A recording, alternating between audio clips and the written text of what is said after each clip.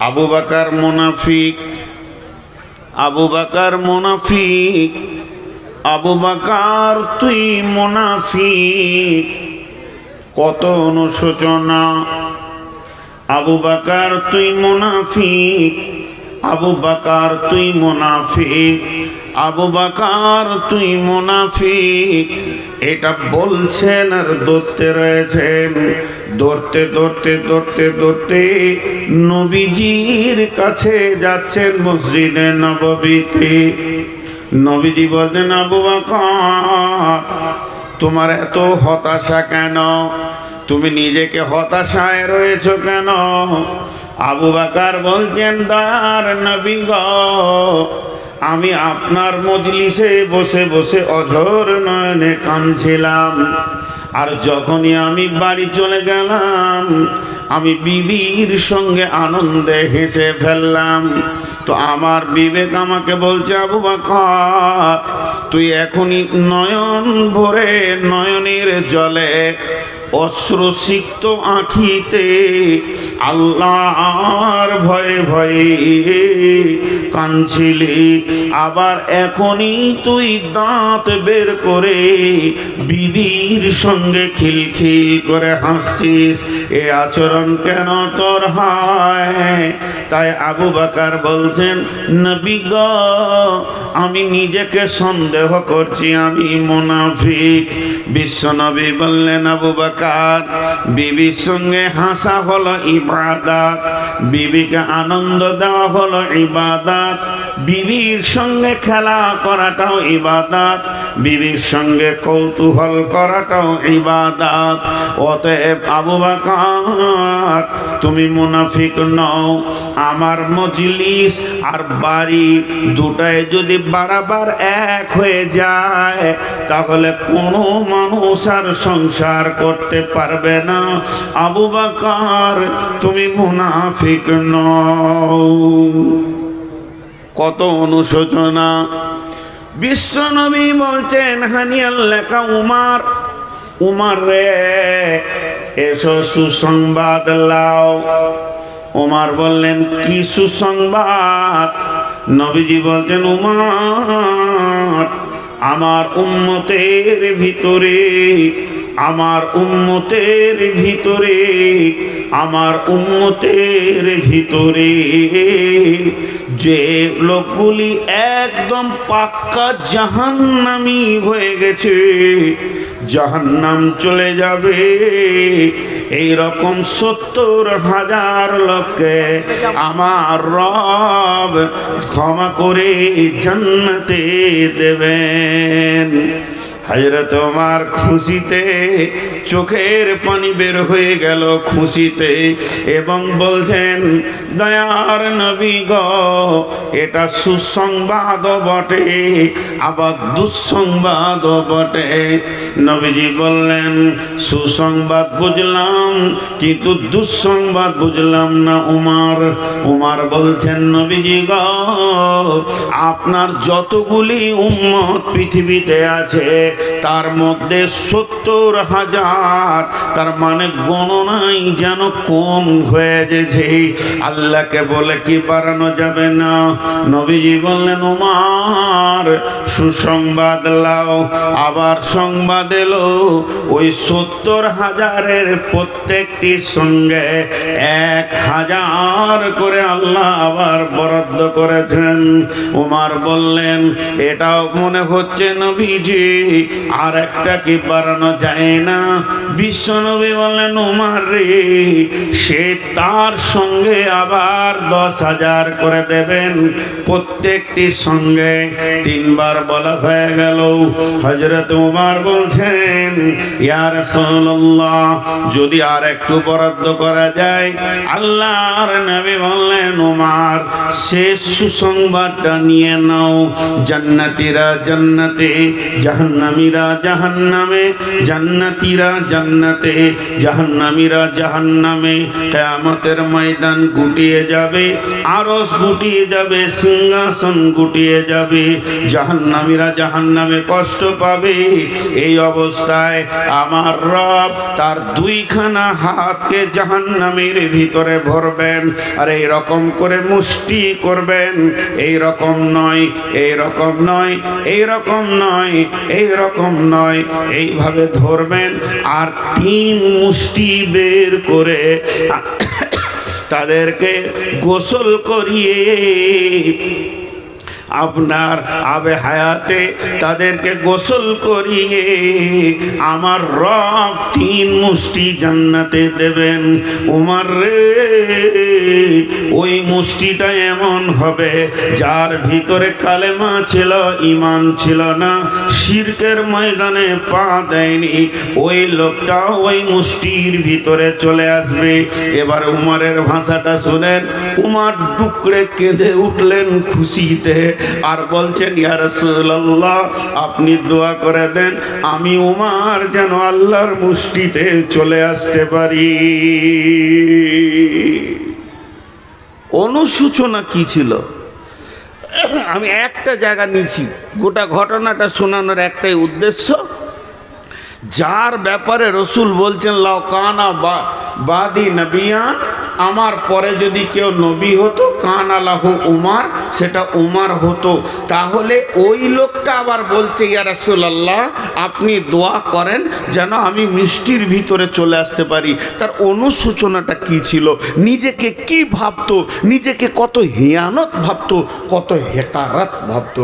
আর আমরা দোয়া তো সবটা জানি না, নামাজটা রুকু সাজদা কেমন করতে হবে আমার জানা নাই, এবং কোন জায়গায় কোন দোয়া পড়তে হবে সেটাও জানা নাই। 70 বছর নামাজ পড়ছি, কমপ্লিটলি নামাজের বিষয় বুঝি না, অথচ উল্টা পাল্টি ডাডা মাডা ভাঙা চোড়া দোয়াতে নামাজ পড়ে মসজিদ থেকে যখন বের হচ্ছি তো বুকটাকে পাঠান পাড়া করে নিয়েছি, দিয়ে বলছি অমুকের বেটা নামাজ পড়ে না, ও জান্নাত যাবে বলে মনে হয় না। ফাইসালা দিচ্ছে, ও এইখানে লাগাও, আমার সোজা লাগাও, যাও দিকে যাও, একদম দাঁড়াবে না আমার সামনে।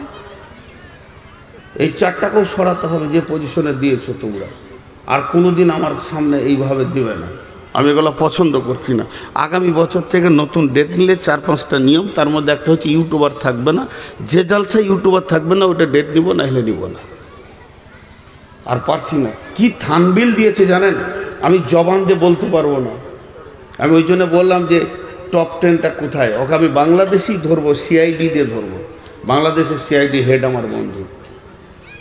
কি থানবিল দিয়েছে যেটা আমি জবান দিয়ে বলতে পারছি না। আমি এত বক্তা, এত কথা বলি স্বামী স্ত্রী, তারপরও কি নোংরা নোংরা ভাষা। জি, ছি ছি ছি ছি ছি ছি, এই করে টাকা করে খেতে হবে? কে বলেছে এদেরকে? কোথায় নোংরা শুইয়ে দিয়েছে, কি করেছে কি করেছে? সাদা সিধে বক্তার ছবি থাকবে, 2টা সিন সিনারি দিলে ঠিক আছে। মক্কা মদিনার তেমন করে দিয়েছে, ইংরেজদের চুমা চাট্টি দিয়ে। আমি কোথা বলেছি ওকে? এই ভাষাগুলো আমার জীবনে ব্যবহার করিনি। ওকে আমি ধরছি, ওর ঠিকানাটা বের করে দিতে পারবে কেউ? তোমরা তো বার করতে পারো, বের করে আমাকে হোয়াটসঅ্যাপে দিও তো। এই চেয়ারওয়ালা লাল গেঞ্জি, উঠো, চলো উঠো উঠো উঠো। ডিস্টার্ব হচ্ছে পেছনে, ডিস্টার্ব হচ্ছে, উঠতে হবে, কোনো উপায় নাই। আমি এই ভলেন্টিয়ারই চালাবো যতদিন জলসা করব। বাপজি আপনি উঠেন, আপনার পেছনের লোকের ডিস্টার্ব হচ্ছে। আর ছেলে মানুষগুলো নিচে বসেন, এই মুরব্বিগুলোকে চেয়ার দেন। ছেলে মানুষগুলো নিচে, এই যে লোকটা চেয়ার নিয়ে হাঁটছে, ওর হক আছে চেয়ারে বসা। ওই বয়সে হাঁটু ব্যথা হয়, ওটা এমন একটা বয়স হাঁটু ব্যথা হবে। আর জালসা কমিটি আর কোথাও আছেন তো বলে দিই, আসামে জালসাতে চেয়ার থাকে না। আসাম রাজ্যের জালসাতে চেয়ার থাকে না, একটা খালি বক্তা থাকে, বাকি এখানে লেপ কেতা দেয়। সভাপতিও নিচে বসে, কালেকশনও নিচে হয়, লোক সব নিচে বসে। চেয়ার আনবেন তো সব পাছায় ঘা হয়ে যাবে। ওই যে বাচ্চা ছেলেগুলো বসে আছে, ওইগুলো যদি এখন থেকে মাজার দোষ হয় তো বিয়ে হবে ওদের। বয়স্ক মানুষ বসবে তো একটা মানান আছে। তো যাই হোক, আমার বক্তব্যের গতিটা কোন দিকে যাচ্ছে, তাদের অনুসূচনা কি ছিল, তাদের অনুসূচনা কি ছিল। সোনাকে গয়না করে, সোনাকে পিটিয়ে গয়না করে, গয়না করার পর তাকে ছিলে, চাকু দিয়ে নয়, পাথর আছে, অ্যাসিড আছে, আরো কিছু পানি আছে, তা দিয়ে ছিলবে, ছিলতে ছিলতে তার ওপরটা তেল হয়ে যাবে, ত্রুটি মুক্ত হবে, তারপরে তাকে পালিশ মারবে, তারপরে আপনার হাতে দেবে যে এটা আপনার গয়না, তারপরে সেটা নাকে কানে নেওয়া যাবে। তো ছিলে, তো জিন্দেগিকে, নিজের জিন্দেগিকে যদি সুন্দর বানাতে হয় নিজেকে ছিলতে হবে, এমনি করে, এমনি করে ছিলতে হবে। জি, দুটো হ্যালোজিন বন্ধ করেছি, কি করিনি আমি, অন্যদিকে দিয়েছি। আর হ্যাঁ না বলে না এতগুলো লোক, পেছন থেকে একটা হ্যালোজিন লাগিয়েছে আমার কুটকুটি মারার লেগে, ওই যে মোবাইলের। কত জ্বালা, আমার বক্তা না লিয়াই ভালো। তো ছিলতে হবে। এবার আসেন, সাহাবীদের একটা জিন্দেগিতে মহাসাবা ছিল বলি, মহাসাবা। জি, তারা যখন বিছানায় যেতেন, বিছানায় শোয়ার আগে নিজের জিন্দেগিটাকে তারা ছিলতেন, নিজের জন্যে নিজে স্বর্ণকার হয়ে যেতেন, যে মনে মনে বলতেন আজকে সকালে আমি অমুককে একটা জোরে কথা বলেছি, ধমকি দিয়েছি, সেটা না দিলেই তো আমার জন্যে ঠিক ছিল। 2 ঘন্টা পর আর একজনকে একটা খারাপ কথা বললাম, এটা যদি না বলতাম তো আমার জন্য ঠিক হতো। ওই জায়গায় বসে অতিরিক্ত কিছু কথা বলে দিয়েছি, ওই কথা কটা যদি না বলতাম তো আজকে আমার দিনটা ভালোই চলে যেত। বলে যে যেমন যেছে, না বলো সেরকম যেছে। আমি চায়ের দোকানে অমুক মাস্টারের বিরুদ্ধে 4টা কথা বলেছি, সেটা যদি না বলতাম তো চলে যেত, সকালে উঠে তার কাছে মাপ চেয়ে নিব। এইভাবে তারা নিজের জীবনটাকে ছিলে। জোহরের নামাজে আধা ঘন্টা আগে আসার কথা, কিন্তু কোনো রকম 2 রেখাত সুন্নত পরে জোহরটা পেলাম। আমি যদি আধ ঘন্টা আগে আসতাম তাহলে মসজিদে আমার তেলাওয়াত তাসবিহ হয়ে যেত। এইভাবে নিজের ত্রুটিকে নিজে নিজে বের করত, ত্রুটিগুলা মনে মনে জমা করে রবের কাছে রাত্রিতে অঝোর নয়নে কেঁদে বলতেন, আমার রব, আমি যেগুলো ভুল করেছি আগামী দিনে না করার প্রতিজ্ঞা নিয়েছে, মাবুদ তুমি আমাকে মাফ করে দাও, ক্ষমা করে দাও, আমার ত্রুটিগুলোকে তুমি মুছে দাও। এইভাবে তারা ধীরে ধীরে ধীরে ধীরে একটা জায়গায় গিয়ে পৌঁছিয়েছেন। জিন্দেগিটা তাদের কত দামি হয়ে গেছেন, পৃথিবীর বুকে বসে রয়েছে, অথচ জান্নাতের খবর তারা পেয়ে যাচ্ছেন। একটা আশার মুবাশশারা, আবু বকর জান্নাতি, উমর জান্নাতি, ওসমান জান্নাতি, আলী জান্নাতি। এ তো নবীজি সরাসরি বলেছেন, পরোক্ষভাবেও নবীজির কাছে খবর এসেছে আরো জান্নাতি।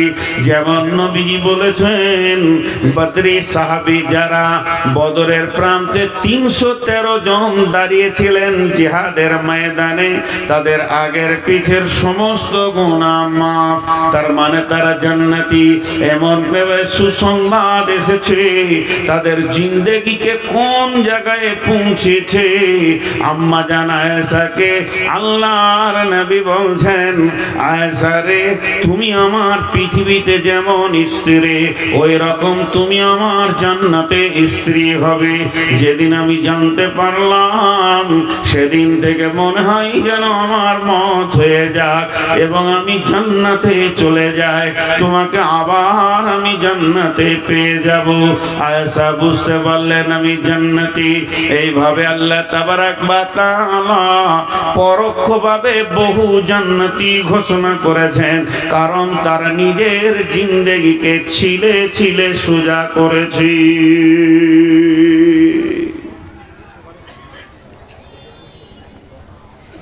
ছোট্ট একটি কথা আপনাদের সামনে এবার বলি। বাবরি মসজিদ, কালকে থানবিল বানাবে যে বাবরি মসজিদের কথা বলে ছিলে দিয়েছে একদম। একটা ইউটিউবারকে যদি দেখতে পাই তো কেস করে দম ছাড়িয়ে দেবে। বাবরি মসজিদ চলে গেল। মসজিদের পূর্বের ইতিহাস কি ছিল আমি জানি না, তবে চলে গেল। বেশ ঠিক আছে, গেল। যতটা দুঃখিত আমি আপনি, অতটা দুঃখিত আমিও। আমার মুসলমানের রক্ত আছে, আমার বুকে মুসলমানের রক্ত আছে। যতটা কষ্ট আপনার হচ্ছে অতটা কষ্ট আমার হচ্ছে। তো একবার নিজেদের ভুলটা দেখি তো, কেন গেল, কেন গেল, কেন গেল? বাবরি মসজিদটা আমার এখান থেকে কিছু না হলেও 1700 কিলো দূরে। 1700 কিলো দূরে কেন, 17 লাখ যদি দূরেও হয় তাও কলিজাটা শিখানো আছে। রাজুলুন কালবুহু মুআল্লাকুন ফিল মাসাজিদি। ওই লোকটা আরশের ছায়াতে থাকবে যার দিল মসজিদে টাঙা থাকবে। পৃথিবীর মসজিদ আমার হৃদয়ে আছে যত দূরেই হোক, কিন্তু আপনার বাড়ির পাশের মসজিদটা কোন পার্টি বলেছিল ঢুকিস না? ওই পার্টিটার নাম বলেন। আপনার বাড়ির পাশ থেকে ফিতে ধরে যেটা সব থেকে নিকট মসজিদ,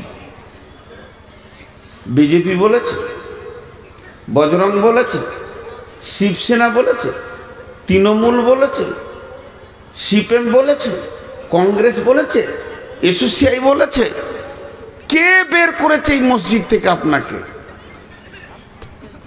বিসমিল্লাহির রহমানির রহিম। قل إن كان آباؤكم وأبناؤكم وإخوانكم وأزواجكم وعشيرتكم وأموال اقترفتموها وتجارة تخشون كسادها ومساكن ترضونها أحب إليكم من الله ورسوله وجهاد في سبيله فتربصوا حتى يأتي الله بأمره والله لا يهدي القوم الفاسقين।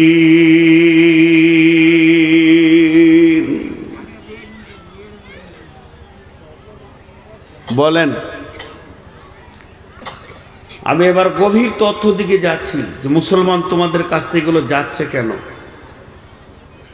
আল্লাহ বলে দিয়েছেন, কোরআন প্রতিদিন আপডেট হয়। কোরআনেই লেখা আছে ফিহা কুতুবুন কাইয়্যিমা। এটা প্রতিষ্ঠিত কিতাব যা কিয়ামতের পশ্চিম দিকে সূর্য ওঠা পর্যন্ত একই পাওয়ারে দাঁড়িয়ে থাকবে, যে পাওয়ারটা রাসূলুল্লাহ সাল্লাল্লাহু আলাইহি ওয়াসাল্লামের জামানায় ছিল। এর পাওয়ার শৈথল্য হবে না এবং প্রতিটি জামানায় প্রতিটি দিন প্রতিটি সকালে আপডেট দেবেই এবং বিশ্বকে তার মোকাবেলার কথা শিখাবে।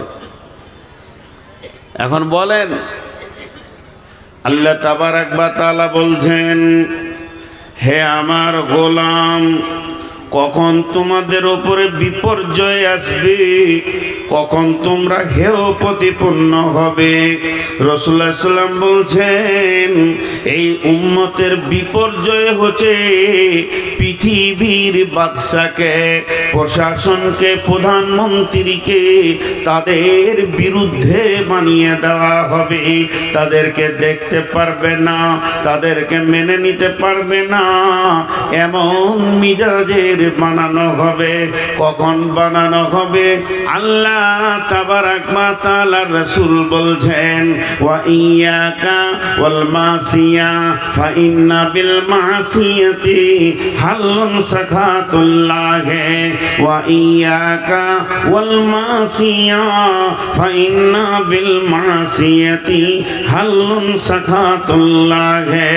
যে এলাকায়, যে বস্তিতে, যে গ্রামে, যে টলাতে, যে পাড়াতে, যে জেলাতে, থানাতে, দেশে আল্লাহর নাফরমানি প্রকাশ্যভাবে চলবে, সদর রাস্তাতে, রাজপথে জুয়ো চলবে, তাস চলবে, লুডু চলবে, দাবা চলবে, বেশ্যা নাচবে, লুচ্চা নাচবে, রান্ডিগিরি চলবে, মদ চলবে, সুদে অহরহ লেগে যাবে।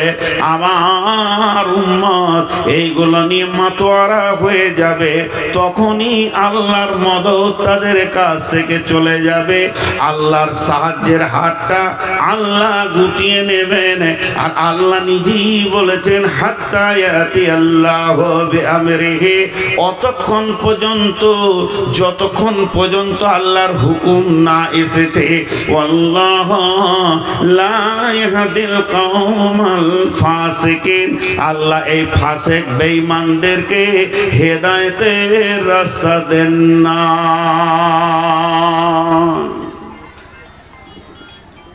তারা 8টা জিনিসকে ভালোবাসবে 3টের তুলনায়। 8টা জিনিসকে নিয়ে মাতোয়ারা হয়ে থাকবে 3টের তুলনায়।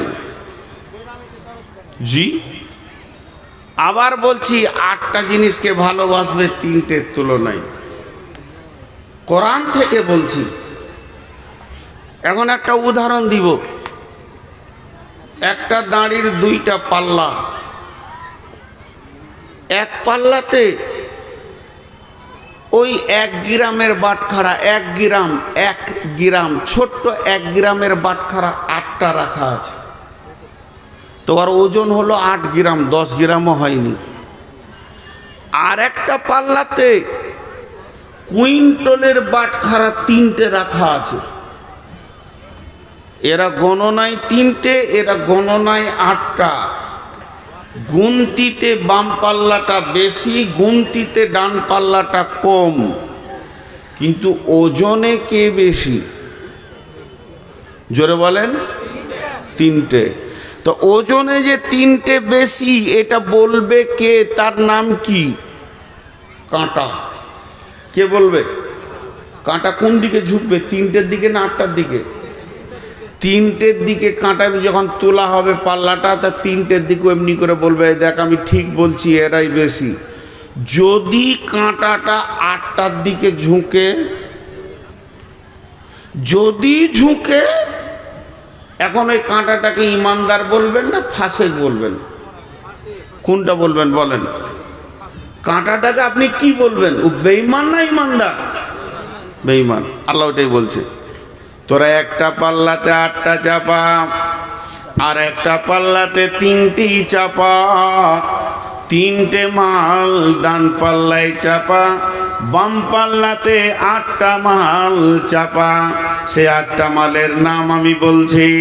কুল ইন কানা আবাউকুম ওয়া আবনাউকুম ওয়া ইখওয়ানুকুম ওয়া আজওয়াজুকুম ওয়া আসীরাতুকুম ওয়া আমওয়ালুন ইকতারাফতুমুহা ওয়া তিজারাতুন তাকসাউনা কাসাদাহা ওয়া মাসাকিনু তারদাউনাহা। এই 8টা হলো কি? বাপের মহব্বত, সন্তানের মহব্বত, ভাইয়ের মহব্বত, বিবির মহব্বত, বন্ধু বান্ধবের মহব্বত। পাঁচটা হলো সঞ্চিত মালের মহব্বত, যে মালকে তুমি সঞ্চয় করেছো তার মহব্বত, যে ঘরটা তুমি বানিয়েছো এই ঘরের মহব্বত। আর 8 নম্বরে হলো চাকরি বাকরি ব্যবসা বাণিজ্য যেটা রয়েছে এইগুলির মহব্বত। আর একবার বলছি, বাপের মহব্বত, বেটার মহব্বত, ভাইয়ের মহব্বত, আপনার বিবির মহব্বত, বন্ধুর মহব্বত, সঞ্চিত মালের মহব্বত, ঘর বাড়ি অট্টালিকার মহব্বত, এবং যে চাকরি বাকরি ব্যবসা বাণিজ্য তুমি করো তার মহব্বত। 8টা জিনিসের মহব্বতকে নিয়ে এসে একটা নারীর পাল্লায় দিয়ে দাও। এখন তোমার ডান দিককার পাল্লাটা ফাঁকা আছে, ওখানে 3খানা মহব্বত রাখো। আহাব্বা ইলাইকুম মিনাল্লাহি, আল্লাহর মহব্বত, ওয়া রাসূলিহি, এবং আমার রসুলের মহব্বত, ওয়া জিহাদিন ফি সাবিলিহি, আল্লাহর রাস্তায় বেরিয়ে গিয়ে জান দিতে হবে, মাল দিতে হবে। আল্লাহর জিহাদকে মহব্বত করে মেনে নিব, আল্লাহর রাস্তায় শ্রম দিব, মেনে নিব, পৃথিবীর মুখে লাত মেরে দিব, যেটা সাহাবীরা করেছেন। এই 3খানা মহব্বত তুমি চাপাও। হে পৃথিবীর মুসলমান, এবার তোমার দিলের ভিতরে একটি কাঁটা আছে, দাড়িটা ওপর দিয়ে মনে মনে মনে মনে তোলো। এবার দেখো তোমার দিলের কাঁটাটা 3 দিকে যেছে না 8 দিকে যেছে।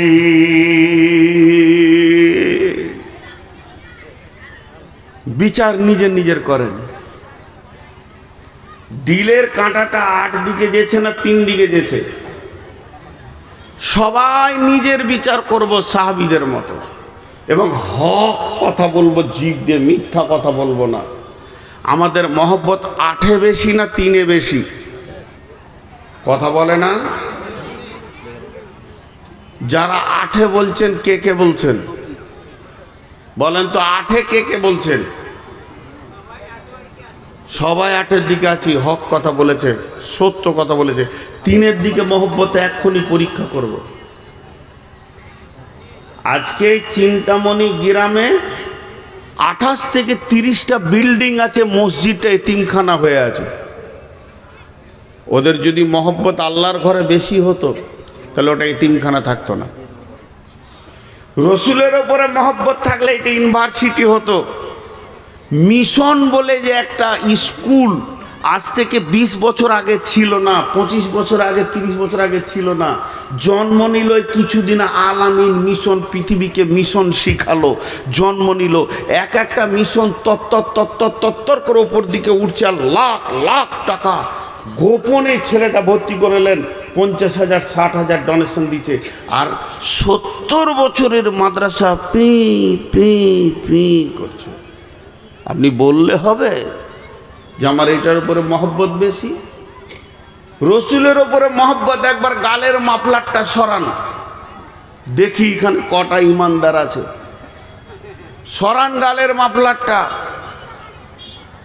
মিথ্যা কথা, মিথ্যা কথা, মিথ্যা কথা। জি, এখানে 2টো ফ্যান আছে, ওইখানে ফ্যান 2টা ঘুরছে, পরপর পর করে ঘুরছে। রেগুলেটরটা আমার হাতে, আমি ডান দিক কাটা এমনি করে বাড়াচ্ছি আর বাঁ দিক কাটা কমাচ্ছি। বাঁ দিককার ফ্যানের শক্তি কমবে হাওয়ার, ডান দিককার শক্তি বাড়বে। আবার বাঁ দিক কাটা বাড়াচ্ছি, ডান দিক কাটা কমাচ্ছি। তো সারা পৃথিবীর সমস্ত শক্তির কন্ট্রোলার কে? আল্লাহ। এখন ইমিগ্রেশন যে এয়ারপোর্টে হয়, একটা দরজা আছে কম্পিউটার লাগানো, আর সেখানে সফটওয়্যার দেওয়া আছে কোন কোন মাল গেলে তুই সাউন্ডটা আলাদা করবি, কোন কোন মাল গেলে, আর কোন মালটা না থাকলে সাউন্ডটা করিস না। জি, তো জেদ্দা এয়ারপোর্টে আমাদেরকে বললো ঘড়ি, জুতা, মোবাইল সব ভরে দেন ব্যাগে, দিয়ে ওইদিকে পার করে দিলে। এবার তুমি খালি এসো। খালি দিয়েছি, কিন্তু ঘড়িটা খুলতে ভুলে গেছি, জুব্বার ভিতরে আছে। তো জটা লোক পেরোচ্ছে, টিক ঠিক চলে যা। আমি যেছি টিক টিক টিক টিক টিক টিক টিক, মানে ধর ওর কাছে যেটা নেই যাওয়ার নয় সেটা নিয়ে যাচ্ছে। তো এখন যদি একটা কোরআনের দরজা করা যায়, যেদিকে ঢুকলে বলে দেবে এটা মুসলমান আর এটা ফাসেক, এটা মুসলমান এটা ফাসেক, কজন মুসলমান হয়ে পেরোতে পারবো ওই দরজায় বলেন? প্রথম নম্বর আমি বলছি আল্লাহর কসম, আমি আগে ধরা খাবো যে এটা মুনাফিক মাল, সাইডে কর, এটা পার হবে না। এই মার আমাদের উপরে যে এসেছে, জুলুম যে আমাদের উপরে এসেছে, এটা কোনো রাজনৈতিক দলকে এবং কোনো ধর্মীয় দল, হিন্দু খ্রিস্টান জৈন বৌদ্ধকে দোষ দেবেন না। ইস ঘর মে আগ লাগি হ্যায় ঘর হি কি চিরাগ সে। যে শক্তি রসুল দিয়ে গেছিলেন, যে মডেলের মাল তৈরি করে পৃথিবী থেকে চলে গেছিলেন, সেই শক্তি সেই মাল আর নাই। খালি নামটা মুসলমান, আধার কার্ডে মুসলমান, ভোটার কার্ডে মুসলমান, পাসপোর্টে মুসলমান, ভোটার লিস্টে মুসলমান, কিন্তু মসজিদের খাতাতে মুসলমান উল্লই।